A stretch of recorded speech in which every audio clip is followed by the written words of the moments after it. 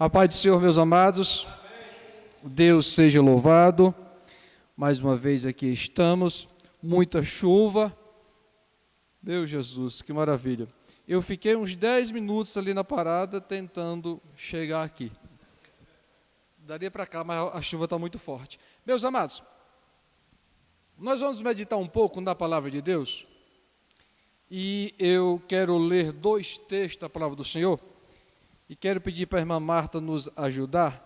Isaías capítulo de número 9, verso de número 6.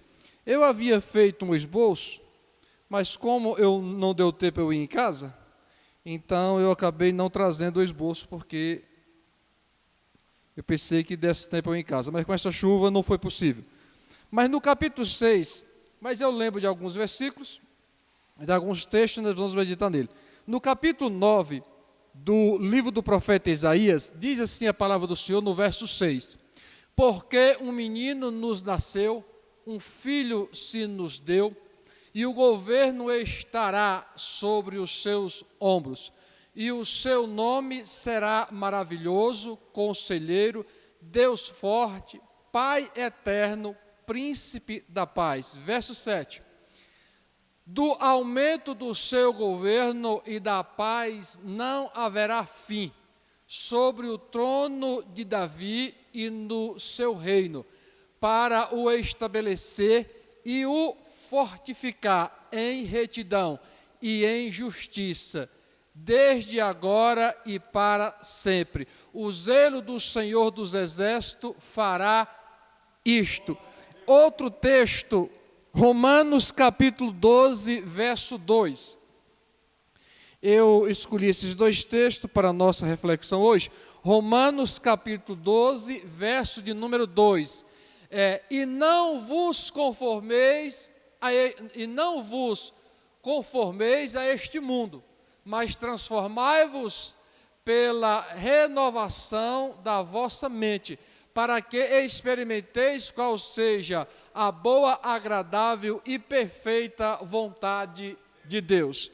Apenas estes versículos. Eu quero aproveitar esta oportunidade e estar falando um pouco sobre o momento que nós estamos vivendo, que é esse momento do Natal, esse clima, natalino. Nós, domingo, tivemos um culto abençoado, uns louvores abençoados, e uma palavra maravilhosa, onde foi ministrada e foi focada sobre a pessoa, sobre o Natal, e em especial a pessoa de Jesus. E eu quero dar continuidade nesta temática, e eu quero abordar 3 pontos que eu coloquei aqui. O primeiro texto que nós lemos foi o de Isaías 6.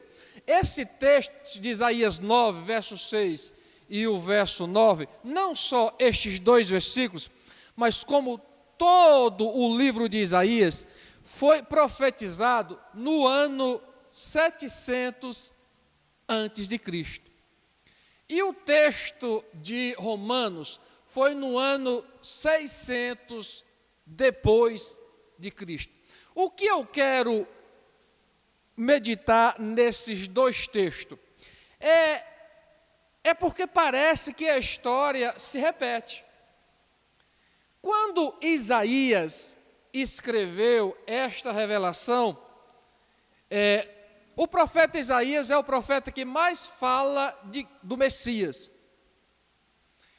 Isaías fala do Messias no capítulo 7, Isaías fala do Messias no capítulo 9, e Isaías fala também do Messias no capítulo 11. No capítulo 11, Isaías diz que do tronco seco de Jessé surgirá um renovo, um broto, remanescente da casa de Davi. O porquê desta palavra, o porquê deste tronco seco? Quando Isaías profetiza, Isaías anuncia o Messias, Israel está passando por um momento difícil. depois da profecia de Isaías, o reino do norte foi cativo dos assírios. E no ano 600, depois de Isaías, o reino do sul, que é Judá, caiu sobre o Império Romano. Então, no ano 721, o reino do norte agora é cativo ao reino da Síria. E no ano 606, Judá é cativo agora na Babilônia. E lá para o ano 530, 550, antes de Cristo, Judá começa a retornar do cativeiro babilônico. Então, quando nós lemos Isaías 11, que fala aqui do tronco seco de Jessé, quer dizer, de uma árvore que estava morta, surge um renovo, é porque quando foi escrito isto, era difícil entender que tronco seco é este, que renovo é este. Porque quando ele profetiza, Judá ainda estava no trono em Jerusalém. Mas Isaías estava profetizando o que viria a acontecer. Se nós lermos mais o livro do profeta Isaías, nós vamos ouvir sobre a queda de Judá. E depois, na sequência, vendo Jeremias é o que mais enfatiza sobre a queda de Judá. Então, quando Isaías fala o capítulo 7 sobre o tronco de Jessé, Isaías já está falando da ruína que se encontraria Judá. Então, depois de que tudo isso acontece, lá no ano 550, 540 a.C., Judá retorna da Babilônia, termina o cativeiro babilônico, mas Judá não reina. Judá ainda é um reino lascivo, quer dizer, Judá era ainda um reino que estava submisso agora ainda à Babilônia, que quem imperava sobre a Babilônia eram os medos e os persas. Quando finda o reino dos medos e dos persas, Judá ainda continua sem rei. Agora, quem impera é a Grécia. E a Grécia impera sobre toda aquela região que antes era dominada pela Babilônia. Quando o imperador Alexandre o Grande morre, o seu império é dividido em 4 partes, pois ele tinha 4 grandes generais, e esse império agora é dividido em 4 partes. E eu estou falando tudo isso para que nós possamos entender o porquê do tronco seco de Jessé, lá do capítulo 11. Então, quando Alexandre morre, o império é dividido, e a região da Palestina, onde está Israel, e aonde está a Judéia, Judá, fica nas mãos do general Antíoco Epifânio. Pensa num demônio em forma de gente, era este Antíoco Epifânio. E quando isso durou muitos anos, durou quase 300 anos, o Império Persa. Quando termina o Império Persa, agora veio a liberdade. Não, agora quem impera é Roma. Então nós temos aí, pastor Oswaldo e igreja, se contarmos do ano 721, quando Israel, o reino do norte, cai nas mãos da Síria, nós temos aí, porque Israel, o reino do norte, era o filho também de Jacó, de Abraão. Então nós temos aí 700 anos de sofrimento. E temos 400 anos sem rei. O rei era estrangeiro. Então, quando Jesus nasce, como nós lemos em Mateus 3, como nós lemos em Mateus no domingo passado, e está também em Lucas, Quando Jesus nasce, era como se estivesse nascendo um broto de um tronco seco. Espiritualmente estava arrasado. Espiritualmente arrasado e monarcamente também arrasado. Eles tinham um sonho. Eles tinham um sonho que o reino seria estabelecido, como diz aqui no capítulo 9, no verso 6, que diz que nascerá um menino, que é o Messias, e ele reinará. Então, eles estão esperando este Messias e este rei. Só que há uma interpretação, uma má interpretação deles naquela época, como também esta interpretação hoje nós interpretamos mal, que eu vou já chegar lá, é quando o menino nasce, e o menino nasceu em um contexto nada próprio.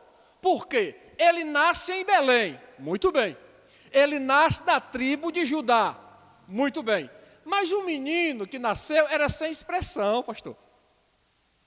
O menino que nasceu era filho de um carpinteiro. E para completar, o seu pai habitava nas regiões de Nazaré.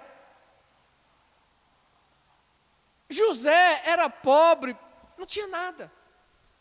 Aí o menino nasce em Belém. O menino nasce, da descendência de Davi, como diz o texto, que é da descendência de Davi. Mas e o menino sem expressão? Não tinha expressão nenhuma. Como que este homem vai ser rei um dia? Não havia possibilidade. Mas aí, para completar, o menino ainda tem que fugir para o Egito. Mas na sua adolescência ele volta e reside na pequena cidade de Nazaré. Nazaré era uma cidade desprezível. Nazaré, ela tinha aproximadamente 100 metros de largura na época e 300 metros de comprimento. Esta era a cidade de Nazaré. No capítulo 3, se eu não estou esquecido, é no Evangelho de João, quando Filipe vai anunciar a Natanael, eu quero apresentar a você um profeta que surgiu aqui na região. Aí ele diz, de onde veio esse profeta? Aí Filipe diz, o profeta veio de Nazaré. E Natanael pergunta, porventura, vem alguma coisa que preste de Nazaré?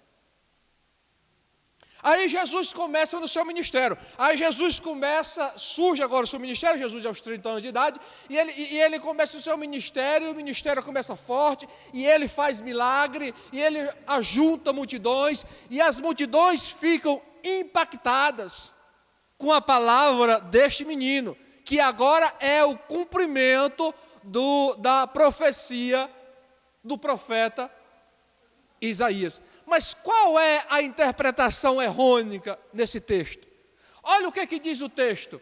Porque um menino nos nasceu, um filho se nos deu, o governo estará sobre os seus ombros, e o seu nome será maravilhoso conselheiro. Aqui está a revelação. Deus forte. Então, se ele é Deus, o reino não é terreno. Deus forte. E enquanto Israel esperava um rei terreno, Israel esperava que o trono de Davi, que estava em Jerusalém, fosse restituído. E Jesus vem agora com uma proposta diferente. Jesus vem agora trazendo uma proposta que o seu reino é eterno, que o seu reino não é aqui. Então, esta foi a segunda motivação para os judeus não aceitarem a Jesus, o filho de José, como Messias. O primeiro ponto que eles não aceitam é porque Jesus nasce, apesar de nascer em Belém, da descendência de Davi, Jesus surge de uma família sem nenhuma expressão. Este é o primeiro ponto. E o segundo ponto, quando Jesus começa a pregar, que Jesus começa a anunciar, e Jesus começa a falar do teu reino, ele diz que o teu reino não é aqui. Então os judeus dizem, então você não serve para nós. serve. Você não é quem nós esperávamos. Porque nós esperávamos, se nós lermos direito os evangelhos, nós vamos entender que os próprios discípulos de Jesus esperavam que o reino fosse, que ele manifestasse o reino. Aí eles perguntam: quando, Senhor, que o Senhor vai manifestar o teu reino? Quando é que o Senhor vai? Quando Judas entrega a Jesus, quando Judas entregou a Jesus, ele não entregou a Jesus por causa das 30 moedas. Não, a 30 moedas foi só uma contrapartida. Judas imaginaria, quando entregar Jesus, que esses judeus decidirem matar ele, ele vai se manifestar. Vai. Ele vai se manifestar. E ele vai se revelar que ele é rei. E Jesus era e é rei, mas um rei eterno, como diz o texto. Um reino eterno. Eu sou Deus forte, Pai eterno. Como que um menino é rei, conselheiro maravilhoso, Deus forte, Pai eterno? Mas ele não é menino?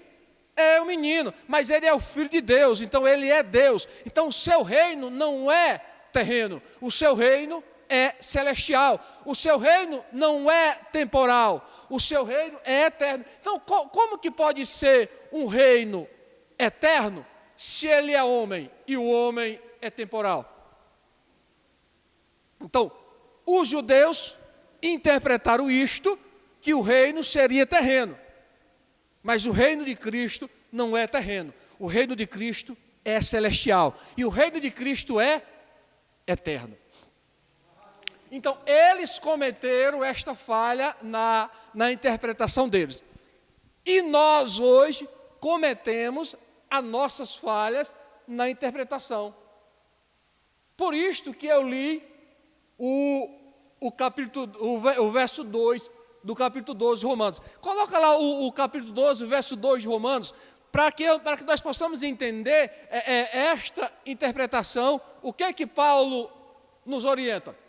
E não vos conformeis a este mundo. Em outra palavra diz, e não vos moldeis a este mundo, mas transformai-vos pela renovação da vossa mente, para que experimenteis qual seja a boa, agradável e perfeita vontade de Deus. O que Paulo está dizendo? O tempo é pouco e não dá para a gente discorrer. Mas irmão Guilherme, traz um copo com água para mim, que eu vou mandar uma profecia para tu. Obrigado, meu Guilherme. Então, daqui a pouco os irmãos vão entender aonde que eu quero chegar. Eu estou falando tudo isso aqui para falar do Natal que foi falado domingo.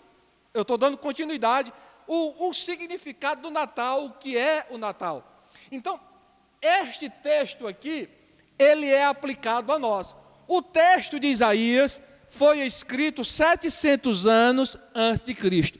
Esse texto aqui foi escrito aproximadamente 60 anos depois de Cristo. Assim como os judeus interpretaram mal o primeiro texto, nós também estamos interpretando mal a revelação de Cristo. Quando Isaías escreveu, eu já relatei para os irmãos, estava em um contexto muito difícil. Espiritualmente estava mal. E da agora em diante, caía-se em decadência a monarquia de Israel, como aconteceu. Quando Paulo escreve esse texto aos irmãos que estavam em Roma. E ele diz, e não vos conformeis a este mundo. Por que não vos conformeis a este mundo? Porque ele estava se referindo à vida em Roma. Roma, naquela época, era uma cidade pervertida. Roma era uma cidade imoral, semelhante ao que nós vemos hoje. Roma era uma cidade pervertida, imoral e perversa. Para vocês terem mais ou menos uma ideia, vocês que estudam, e alguns até já andaram em Roma, lá em Roma existem as ruínas do Coliseu. Os romanos eram tão mau e perversos que eles construíram o Coliseu para o espetáculo humano. Eles colocavam prisioneiros, o qual eles chamavam de gladiadores, para os caras lutarem até a morte. E os demais, a plateia aplaudia. Este era o prazer dos romanos. Não, você já imaginou? Você vê um ser humano esfaquear o outro e com uma espada, e a plateia gritando: mata, mata. Aquilo dava aos romanos prazer. E havia outra perversão em Roma, que era a questão do sexo. O homossexualismo, hoje nós vemos o homossexualismo, mas ele já existia lá em Roma. Era uma cidade pervertida.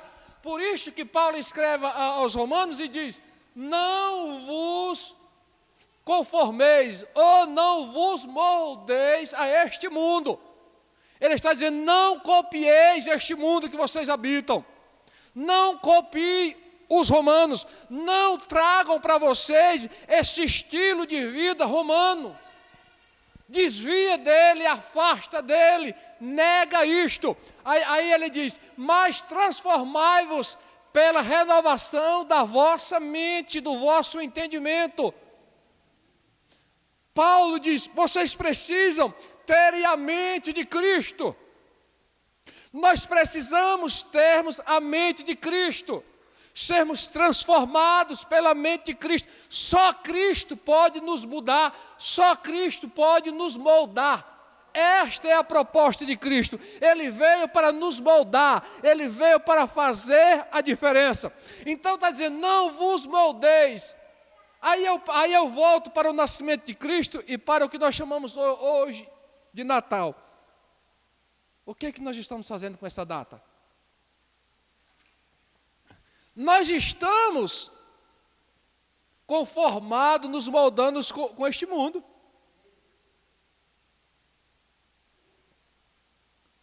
Para que, ora, mas transformai-vos pela renovação da vossa mente, para que experimenteis qual seja a boa, agradável e perfeita vontade de Deus. A vontade de Deus é que nós tenhamos a nossa mente transformada, que nós não venhamos nos corromper com este mundo, para que nós não venhamos sermos seduzidos por este mundo, para que assim nós vamos experimentar qual é a boa, agradável e perfeita vontade de Deus. Em Mateus 5 é intitulado o Sermão da Montanha ou Sermão do Monte. E no capítulo 5, no verso de número 3, coloca aí, minha linda, no verso de número 3, Jesus apresenta aqui 9 bem-aventuranças. Esta é a proposta de Cristo. É nela que nós temos que nos firmar. É nela. Bem-aventurados os humildes de espírito, porque deles é o reino dos céus. Aí vem outra bem-aventurança: bem-aventurados que choram, porque eles serão consolados. Bem-aventurados mansos, porque eles herdarão a terra. Bem-aventurados que têm fome e sede de justiça, porque eles serão fartos. Bem-aventurados os misericordiosos, porque eles alcançarão misericórdia. Bem-aventurados os limpos de coração, porque eles verão a Deus. Não é ver Deus aqui, é nos relacionarmos espiritualmente com Deus, ver Deus pela fé, mas veremos Deus como Ele é. Esta é a proposta do Senhor. Na primeira epístola que João escreve, no capítulo 2, diz: que nós agora somos filhos, mas como Ele é, nós o veremos. Aí aqui diz, bem-aventurados os limpos de coração, porque eles verão a Deus. A próxima. Bem-aventurados os pacificadores, porque eles serão chamados filhos de Deus. Bem-aventurados os que são perseguidos por causa da justiça, porque deles é o reino dos céus. Então, não murmure se você está sendo perseguido. Não murmure se você está sendo criticado por causa do reino de Deus, porque deles é o reino de Deus. Não é um reino eterno, é um reino, não é um reino terreno, é um reino eterno e celestial. A próxima. Bem-aventurados sois vós, quando vos injurieis e perseguirem, e mentindo disserem todo mal contra vós, por minha causa. Esta é a proposta de Cristo. Para isto Ele veio para se revelar aos homens, Ele veio por amor aos homens, e assim como Ele nos amou, Ele deseja que nós o amemos. Mas nós, vamos voltar de novo lá em Romanos 12:2. Mas, vamos ser sinceros. Quem é que está nos moldando? Neste tema Natal, que comemora o nascimento de Cristo. Primeiro, Cristo nunca foi falado domingo, Cristo nunca mandou que nós comemorássemos o Natal. Cristo mandou comemorar a Páscoa, mas Natal ele não mandou, mas não tem problema. O Natal quer dizer, é a data em que ele nasceu. Então vamos comemorar o aniversário do irmão Francisco. Que alegria, né? Comemorar o aniversário do irmão Francisco. É o que nós devemos fazer. Comemorar o aniversário de Jesus. E nós estamos comemorando. Então, e não vos conformeis com este mundo. Na versão da minha Bíblia diz, não vos moldeis.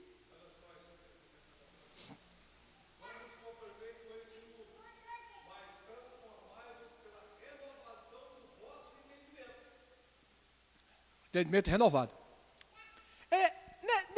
Nesse contexto Natal, quem é que está mandando? O que nós estamos fazendo? Nós fazemos tudo o que a propaganda manda.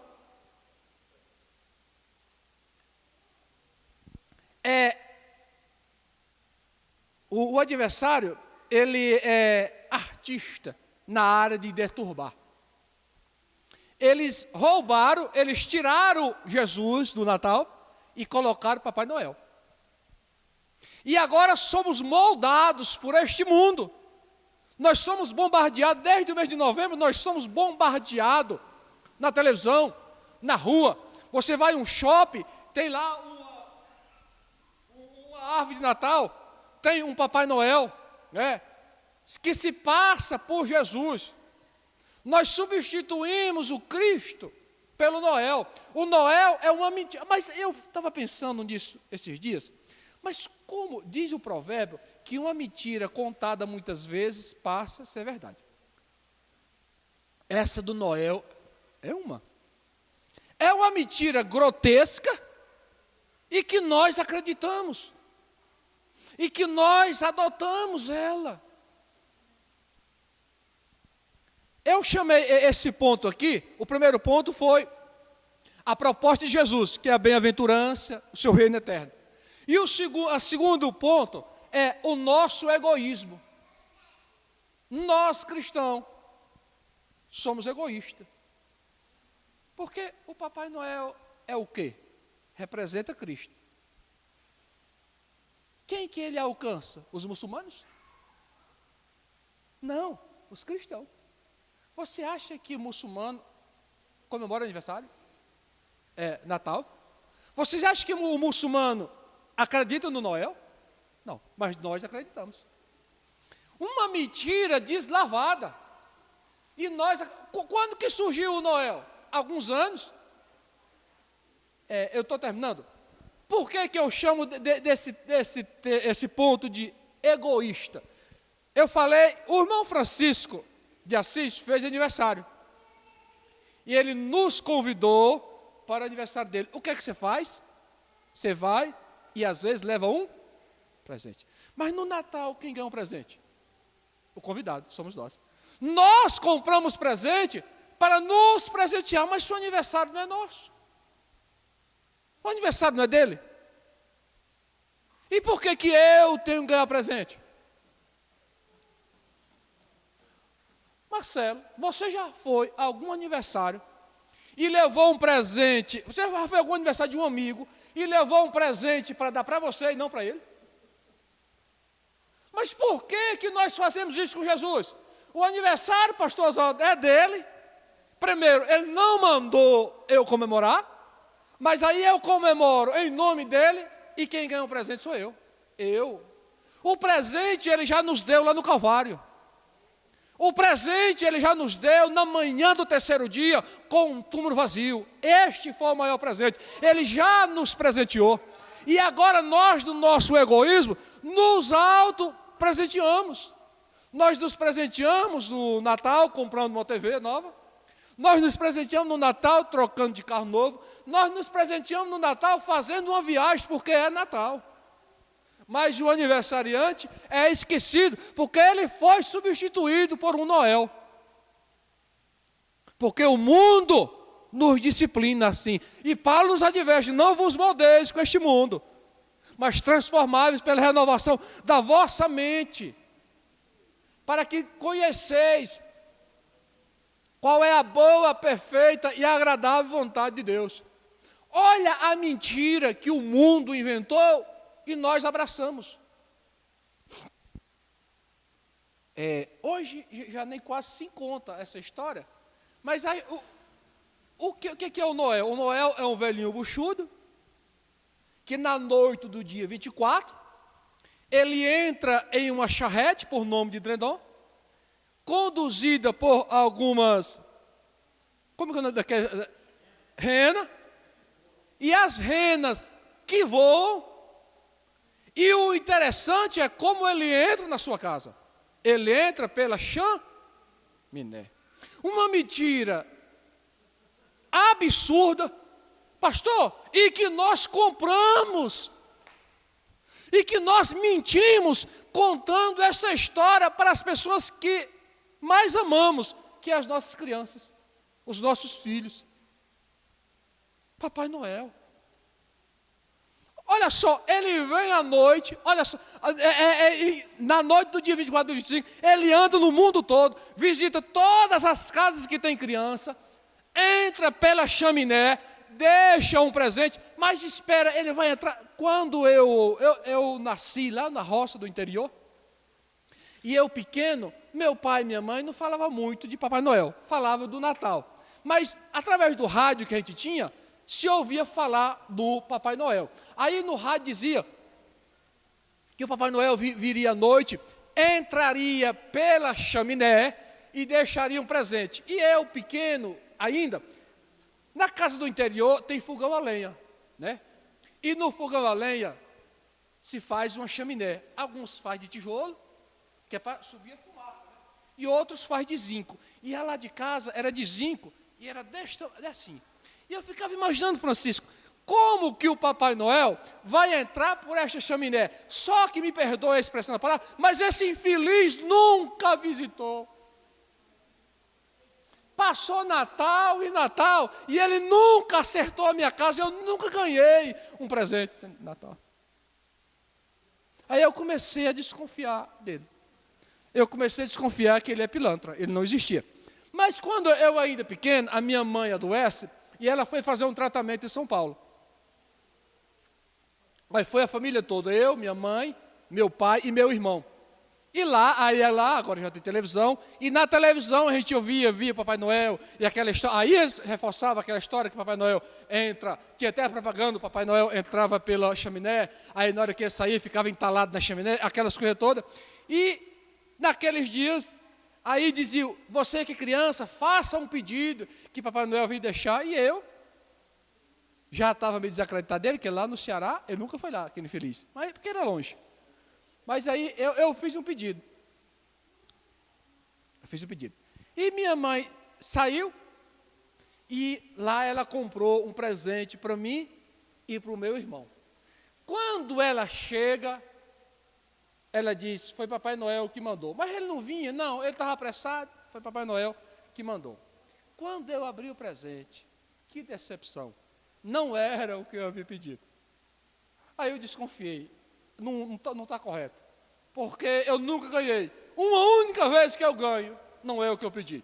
Aí eu falei com minha mãe, ela falou, não, meu filho, foi mamãe que comprou, aí a gente disse que é Papai Noel, mas Papai Noel nem existe, é o dinheiro de mamãe. Então, a gente disse, mas só que, até hoje, passaram anos da invenção do Noel, e nós ainda estamos nesta. Ô irmãos, Papai Noel não existe. O nosso Papai Noel é Jesus Cristo. E Ele já nos deu o presente, que é o dom da vida eterna. Ele já nos deu o maior presente, o teu sangue, derramado no Calvário, que nos redime do pecado. Esta é a promessa, esta foi a revelação de Isaías. Ele será Deus, Ele será eterno. Esta é a proposta de Isaías. O reino não é aqui, o reino não é neste mundo de pecado. O reino é eterno. O reino vai ser maravilhoso, vai ser excelente, vai ter gozo. Tudo que nós vemos nas bem-aventuranças, teremos no reino de Cristo. Então, vamos deixar de servir a Papai Noel. No Papai Noel nos convence a gastar além daquilo que é necessário, comprando presente. Não precisa comprar presente porque é Natal. Você quer agradar Jesus no Natal? Foi lido domingo, Mateus 25. Foi lido no domingo. Você quer dar um presente? Foi lido Mateus 25. Tive fome, me deste de comer, tive sede, me deste de beber, estive preso, foste me ver. Estive doente, me visitaste. Estive com fome, me deste de comer, estive com sede, me deste de beber. Aí perguntaram, mas quando, Senhor, que nós te vimos nessa situação? Quando fizeram a um dos meus pequeninos, eram a mim que estão fazendo. Mas nós somos egoístas demais. Eu vou só, já estou finalizando, para que vocês possam entender o nosso egoísmo e a falta de amor entre nós. Nós, cristãos.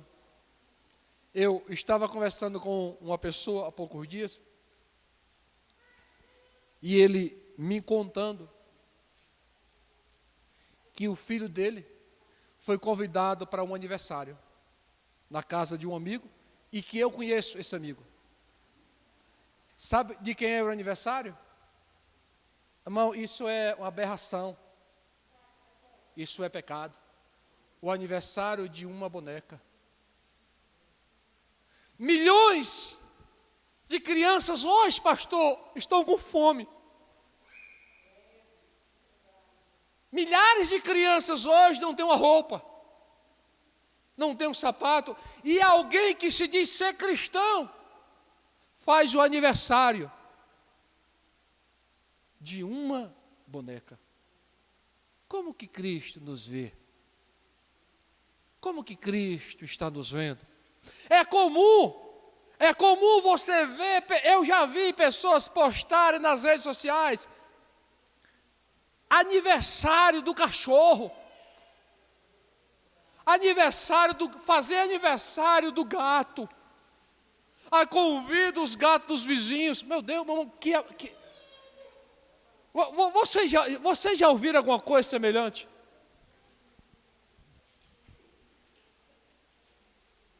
Lá vai Marcelo com o seu gato. Você tem gato, Marcelo? Tem um cachorro. Marcelo vai com o cachorrinho por dentro. Aí o Guilherme pega o dele. Vamos para onde? Vamos lá para a casa do pastor Edson.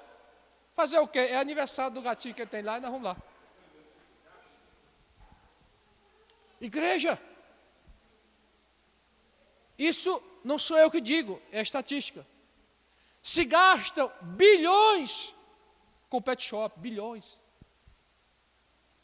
No Brasil hoje se gasta bilhões com pet shop.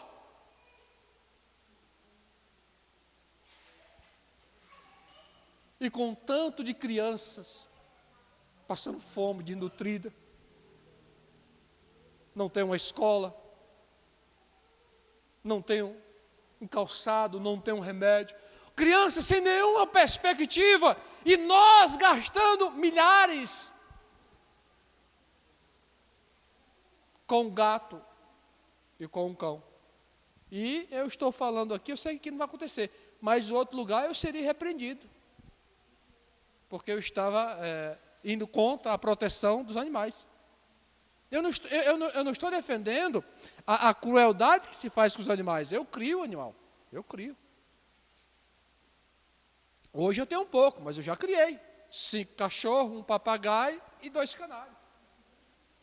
Aí os cachorros estão morrendo e eu não estou substituindo. Mas a gente cria como um animal doméstico. Banho é quando eu dou. Nunca foram no pet, nem vão, porque eu não tenho dinheiro para gastar com pet, cachorro. Banho de 3 em 3 meses, que a gente dá um banho é com sabão mesmo, e por isso. Porque tem que se cuidar. Você está criando? Tem que cuidar. Mas você gastar, não sou eu que estou dizendo. Se você entrar nas organizações, você vai. Se você ligar hoje na Associação Comercial de Brasília e perguntar, hoje o que está dando dinheiro? O que está. Eles vão dizer o que hoje dá dinheiro. O pet é uma fonte de renda. E as pessoas estão se especializando. Hoje já existe hotel para gato e cachorro.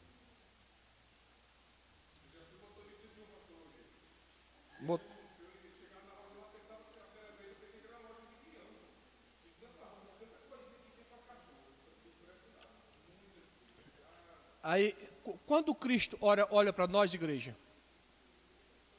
o que ele sente? Eu não sei. Pastor Oswaldo, se o Senhor for cumprir o que está na Bíblia, nós estamos perdidos. Se ele for cumprir o capítulo 25, lá na outra parte, que diz, aparta de mim, pastor, meu Deus. É por isso que ele escreve aos Romanos, dizendo, não vos conformeis a este mundo, mas transformai-vos pela renovação da vossa mente, para que experimenteis qual seja a boa, agradável e perfeita vontade de Deus. Finalizei. Páscoa é outra mentira. Páscoa. O que a Páscoa bíblica diz? Lá no Êxodo 12. A Páscoa deve ser comemorada comendo a carne do carneiro assada, com erva amarga. Aí Jesus morreu, aí não precisa mais do carneiro. E hoje, nós cristãos comemoramos a Páscoa com o quê? Chocolate. Eu pergunto para você qual é a maior mentira? A do Papai Noel ou da Páscoa? Aonde o coelho coloca ovo de chocolate. Coelho não põe, coelho tem filhote. O que tem a ver um coelho com a Páscoa? Igreja, não se escandalize, mas tem pais, crente, que compra o chocolate, não tem nenhum problema, mas de manhã, isso é uma crueldade com a criança. Isso é crueldade. Me perdoe se algum de vocês fizeram, mas é crueldade. De manhã, enquanto a criança está dormindo, ele pega o dedo, coloca na farinha de trigo e sai marcando até chegar para quando a criança acordar, sair procurando, o coelho passou e deixou. Meu amado, irmãos, isso é sério. Isso é sério. Ô Marcelo, Jesus morreu para isto. Pastor, a agonia que Jesus teve, pastor. No Getsêmani, o seu suor se transformaram como gotas de sangue. Você sabe o que é isto? E não parou aí. Depois, quando ele saiu dali, foi para a opressão psicológica, sendo interrogado a noite toda, ele não dormiu. Pela manhã foi chicoteado, foi interrogado mais uma vez, chicoteado, colocaram sobre os teus ombros uma cruz pesada e chicotearam até o Gólgota. E depois pregaram para mim hoje, no século 21, comemorar a Páscoa com isto. Eu não quero ser duro de palavras e para isso eu vou passar para o pastor Oswaldo para ele aliviar a situação. Pastor, fica à vontade. Bom, meu pastor, obrigado. Queridos, eu cumprimento a todos com a paz do Senhor. Hoje pela manhã, quando eu saí, fui à academia, uma pessoa que malha lá comigo me aproximou e disse assim: pastor, como é que foi a cantata natalina lá na sua igreja? Eu digo, foi bem. Pois na minha igreja foi lindo demais, a coisa mais linda deste mundo. Eu falei para ele, e aonde fica Jesus nisso aí? Lindo lá na minha igreja é Jesus. Lindo lá na minha igreja chama Jesus de Nazaré.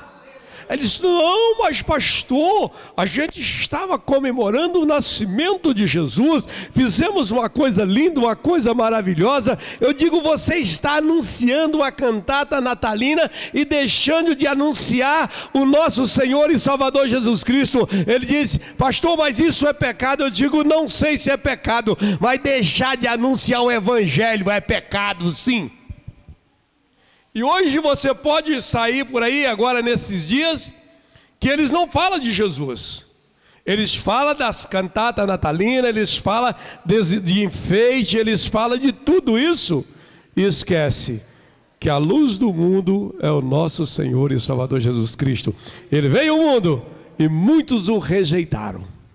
Muitos o rejeitaram.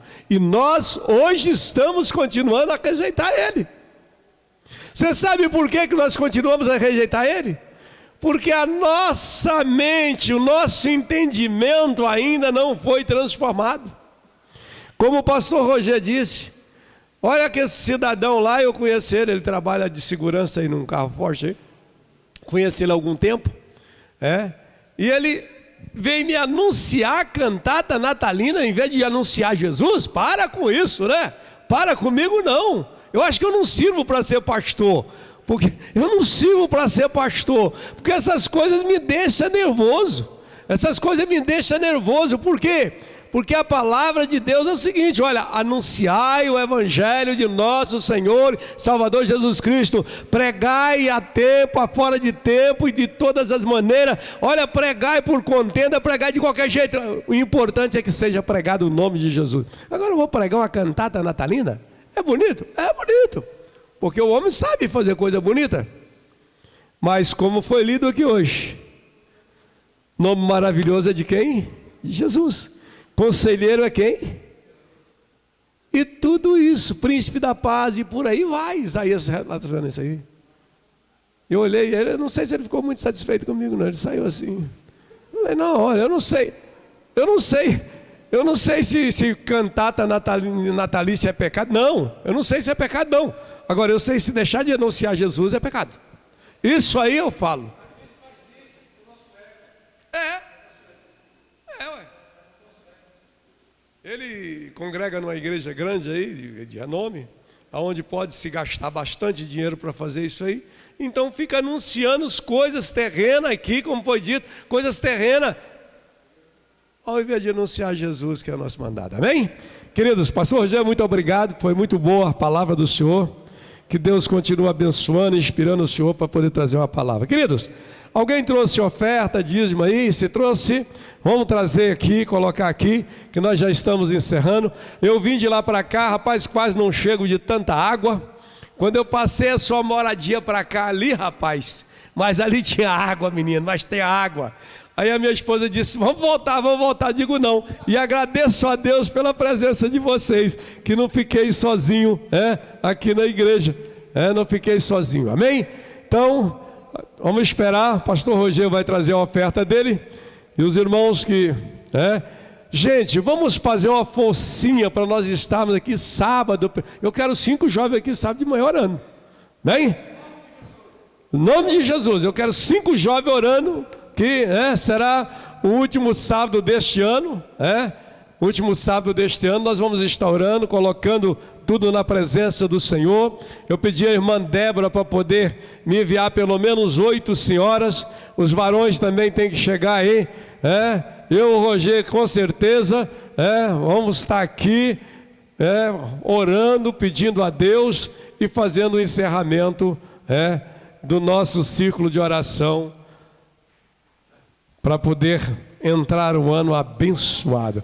Marcelo, vem orar aqui então, que você está animado. Jesus é bom. Paz do Senhor. Paz da sua igreja.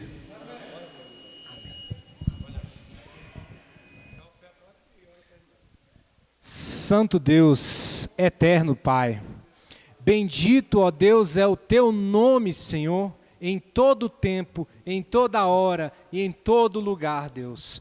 Primazia ao teu nome, ó Santo Pai. Não existe nada sobre a face dessa terra, nada sobre a face do universo, Senhor, que tenha o valor, Senhor, que o teu nome tem, que a tua presença tem, Senhor. Tu és santo, lindo e maravilhoso. Nós te amamos, Senhor. Nós estamos aqui essa noite para repetir mais uma vez o quanto nós te amamos acima de qualquer tipo de festa, evento, manifestação humana, Senhor. Tu és o nosso Deus e soberano Pai. Nós te agradecemos por cada uma dessas ofertas, Senhor, que essas pessoas trouxeram e deram de coração para a tua obra, para mais uma vez estarem colaborando, Deus. Abençoa, prospera, triplica, quadruplica, Senhor, a situação financeira de cada um destes irmãos que contribuíram, Senhor, com esta moeda, com esta pequena contribuição, com esta grande contribuição.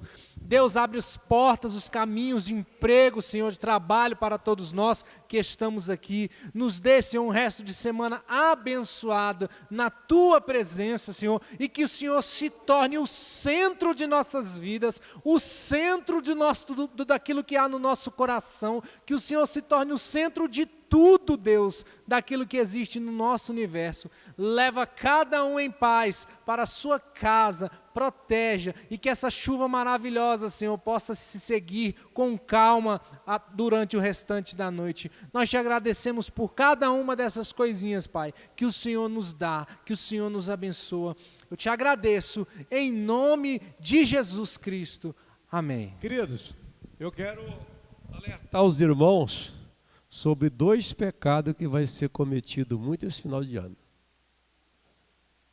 Primeiro, a gula. Primeiro, a gula. E segundo, desperdício. Lembra que o pastor Rogério falou que tem milhares de crianças nesse momento passando fome. Então não vamos praticar esses 2 pecados. Vamos lutar para não fazer isso. Comer demais é pecado. E desperdiçar também é pecado.